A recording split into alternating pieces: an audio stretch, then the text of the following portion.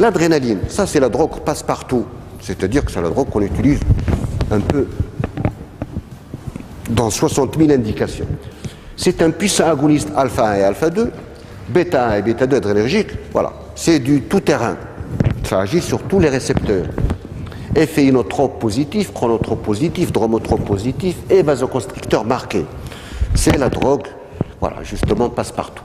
C'est le traitement de choix de la systolie. Je vous ai parlé de l'arrêt cardiaque la dernière fois. Je vous ai dit qu'on défibrille, mais on défibrille les gens qui ont une fibrillation ventriculaire. Quand on est en asystolie, il n'y a rien à défibriller du tout. C'est l'adrénaline, 1 à 3 mg, voilà, toutes les 3 minutes.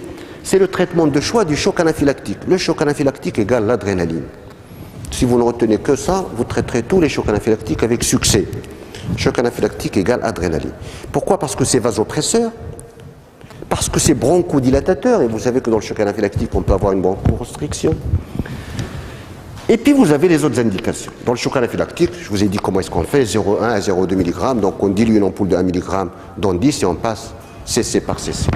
Autre indication, choc septique avec dysfonction cardiaque associée. Vous n'avez pas de noradrénaline, vous n'avez pas de dobutamine, et bien si vous mettez l'adrénaline d'emblée, c'est ce que moi j'ai fait à partir du début des années 90, parce qu'avant on traitait avec la dopamine, après je suis passé à l'adrénaline, et comme on n'avait pas la noradrénaline, j'ai pendant longtemps utilisé de l'adrénaline, et ça marche tout aussi bien, parce que l'adrénaline, ça remplace en quelque sorte et la noradrénaline pour ses effets vasoconstricteurs, et la dobutamine pour ses effets tonicardiaques.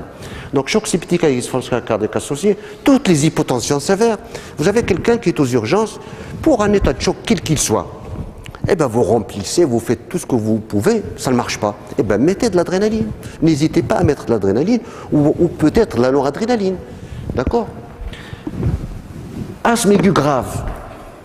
Vous n'avez pas de salbutamol pour nébuliser un asthme grave? Eh bien, mettez de l'adrénaline en nébulisation parce que ça a un effet bêta-2 adrénergique, n'est-ce pas?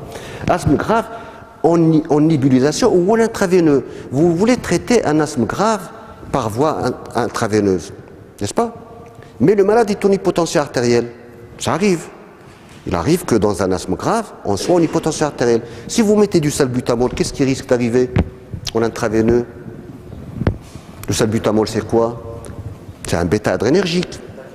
Donc, tachycardie.